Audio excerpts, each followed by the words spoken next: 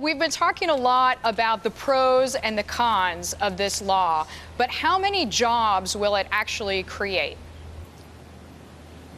Well, I think what we know is that when you look at what's really sparked job creation over the last 10, 15 years, of course, small businesses in general play a very big role. But what we know more specifically is that it's actually young companies who are growing fast that create a significant amount of job creation. And we also know that of those fast-growing young companies, the significant majority of their job creation comes after they go public. So what a bill like this does do is that it doesn't lead you to be able to give an exact prediction of how many jobs it will create. But what it does do is target that part of our entrepreneurial community that has been shown to be the most successful in job creation. And again, those are young companies, they're fast growing, and they are finding that going public is not as attractive as it can be, while for those of us who care about public policy, we should want to take away those barriers because, again, we know that some people estimate as much as 80–90% of the job creation of fast-growing public firms happens after their IPO. I'm just playing devil's advocate here. You know, you're saying job creation, but how many of those jobs do you think will be in existence? Let's say somebody gets a job with a young company, it goes public, or it doesn't, but then in 2 years, I mean, a lot of new businesses fail.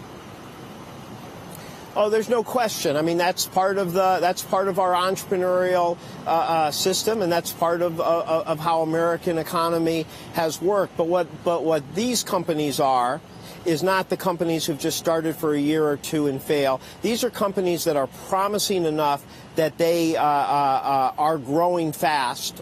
And they would normally have good prospects of going public, but they find that some of the burdens of going public that were designed more for larger companies after the problems of the beginning of last decade has deterred them from going public. So the on-ramp on IPO, for example, doesn't take away, doesn't increase the exemption of firms who would not be subject to Sarbanes-Oxley. It just gives them more time so they don't feel that the cash they need to meet the auditor attestation becomes a burden from them going public and, again, having a chance to grow at a faster pace. What about the crowdfunding? We know the bill relaxes some regulations. A lot of voices speaking out. I'm actually looking at something that Eliot Spitzer said. This is a bad sequel to a bad movie. Shouldn't be called the Jobs Act. It should be called the Bring Fraud Back to Wall Street Act.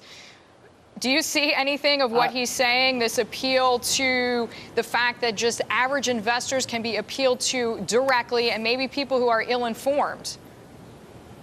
Well, I think what people should remember is I think we were concerned with the crowdfunding provision as it came out of the House of Representatives. The president was very concerned about that. Fortunately, the Senate provision, which was bipartisan, it was Merkley and Bennett and Senator Brown came together. That provision makes sure that this crowdfunding has to take place on platforms that are regulated by the SEC. You know, the fact is you can go on Amazon right now and sell your company, but you can't really use the internet to raise even a little bit of money or sell a 1% of your company. Let's just face one issue.